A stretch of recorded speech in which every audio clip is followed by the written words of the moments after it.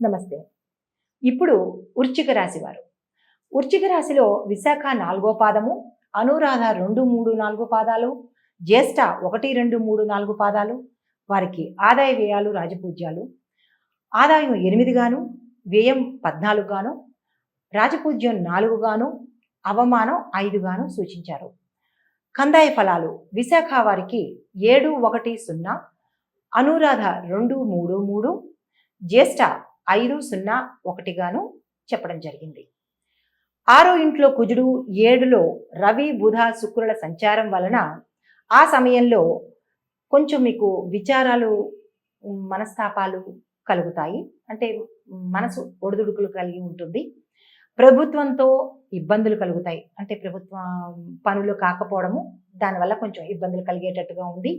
శరీరము అందు వేడి, అంటే కొంచెం ఓవర్ హీట్ చేస్తూ ఉంటుంది. కొంచెం శరీరంలో అస్వస్థత కలిగే సూచనలు కనబడుతున్నాయి. కీర్తి బాగా వస్తుంది. పరోపకారాలు చేస్తారు. అంటే ఎవరికైనా ఉపకారాలు కానీ ఇట్లాంటి సేవలు కానీ చేస్తూ ఉంటారు. వాటిలో చేయాలనే ఆసక్తి కూడా ఈ మాసంలో మీకు కలుగుతుంది. సంతోషం, ఉత్సాహం కొంచెం భంగం కలిగేటట్టుగా ఉంది. జనం విరోధం, అంటే జనులు మీకు కొంచెం విరోధంగా ఉంటారు. జనులు అంటే మీ స్నేహితులు అవ్వచ్చు, సన్నిహితులు అవ్వచ్చు, బంధువులు అవ్వచ్చు. వారితో కొంచెం విరోధం వచ్చేటట్టుగా కనిపిస్తోంది. సత్సంబంధాలు చేయడానికి కొంచెం ఓర్పు వహించండి. ఇప్పుడు వ్యాపారస్తులకి 2 పంటలు అక్కడికి వస్తాయి.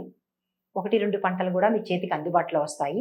వాణిజ్య పంటలు వేసిన వారికి విపరీతమైన లాభాలు వస్తాయి. కాబట్టి వాణిజ్య పంటలు వేసుకోవడంగా చెప్పడం జరిగింది.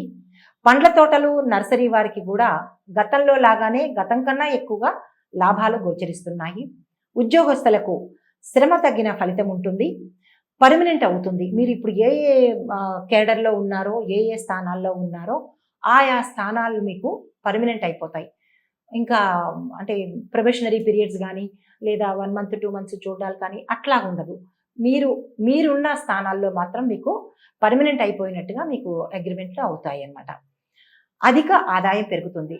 పెరిగి మీకు ఏరియర్స్ రావడం కానీ, లేదా మీ శాలరీ పెరగడం కానీ సూచిస్తోంది. వ్యాపారస్తులకు ఆశించినంత లాభం జరుగుతుంది. మీరు ఎంతైతే లాభాలు ఆశించారో అంత లాభాలు మీకు కలుగుతాయి. రియల్ ఎస్టేట్స్ వారికి బాగా కలిసి వస్తుంది. వారు పట్టిందల్లా బంగారం, వారు ఏదనుకుంటే అదే జరిగేటట్టుగా కనబడుతోంది. రైస్ మిల్లర్లకు కూడా మంచి ఆదాయం సూచించారు.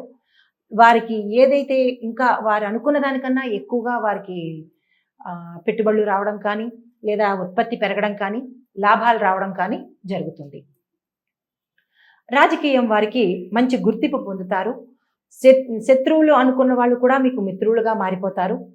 సహాయ సహకారాలు ఇస్తారు. అంటే గతంలో శత్రుత్వం ఉన్న వాళ్ళు కూడా ఇప్పుడు మీ మంచితనం తెలుసుకుని మీకు వాళ్ళు మిత్రులయ్యి వారి యొక్క సహాయ సహకారాలు మీకు అందిస్తారు.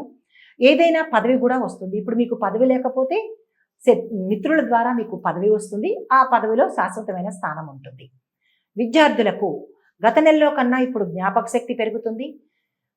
తదుపరి చదువుల్లో కూడా మీరు ఎక్కువగా రాణిస్తారు. మంచి మార్కులు, మంచి ర్యాంకులు సాధిస్తారు. మీరు అనుకున్న కోర్సుల్లో, మీరు అనుకున్న కాలేజీల్లో మీకు సీట్లు వస్తాయి. ఇప్పుడు సూచనలు. అనురాధ నక్షత్రం వాళ్ళకి సూచన ఏంటంటే, వృద్ధులకు సహాయం చేయండి.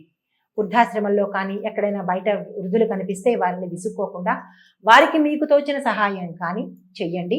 వారిని ఆదుకోండి.